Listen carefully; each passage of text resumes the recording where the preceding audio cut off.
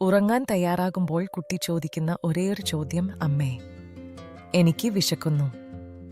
ഉറങ്ങാൻ വൈകിക്കാൻ പറഞ്ഞ ഒരു കാര്യമാണെന്ന് ആദ്യം തോന്നി. പക്ഷേ ഇതിന് പിന്നിൽ ശാസ്ത്രം ഉണ്ടായിരുന്നു. പകൽ മുഴുവൻ കുട്ടികൾ വികാരങ്ങൾ അടക്കി ജീവിക്കുന്നു. സ്കൂൾ, നിയമങ്ങൾ, ശാസനകൾ, തിരുത്തലുകൾ.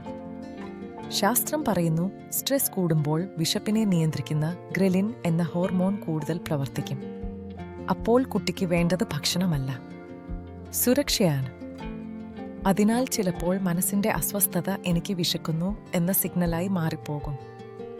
പക്ഷേ ഇതൊക്കെ കേട്ട് ഇത് മനസ്സിന്റെ കാര്യം മാത്രമല്ലേ എന്ന് പറഞ്ഞു അവഗണിക്കാനും പാടില്ല. കാരണം ചില ദിവസങ്ങളിൽ അത് ശരിക്കും ശാരീരിക വിശപ്പായിരിക്കും. വളർച്ച കൂടുതലുള്ള കാലം, വളരെ ആക്റ്റീവ് ആയ ദിവസം ഡിന്നർ നന്നായി കഴിച്ചില്ല. അതിനാൽ ഞാൻ ചെയ്യുന്നത് ഇതാണ്. ആദ്യം ഞാൻ അവനോട് ചോദിക്കും, ഇപ്പോൾ നിനക്ക് എന്താണ് തോന്നുന്നത്?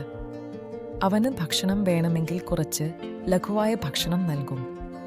അല്ലെങ്കിൽ അവന് വേണ്ടത് എന്നെ മാത്രം ആണെങ്കിൽ ഞാൻ അവിടെ ഇരിക്കും, അവന്റെ കൈ പിടിച്ചിരിക്കും. കുട്ടിയുടെ ശരീരവും മനസ്സും രണ്ടും കേൾക്കണം. പാരന്റിംഗ് ഉത്തരം പറയലല്ല, കേൾക്കലാണ്. വിശപ്പാണോ? ആശ്വാസത്തിന്റെ ആവശ്യമോ?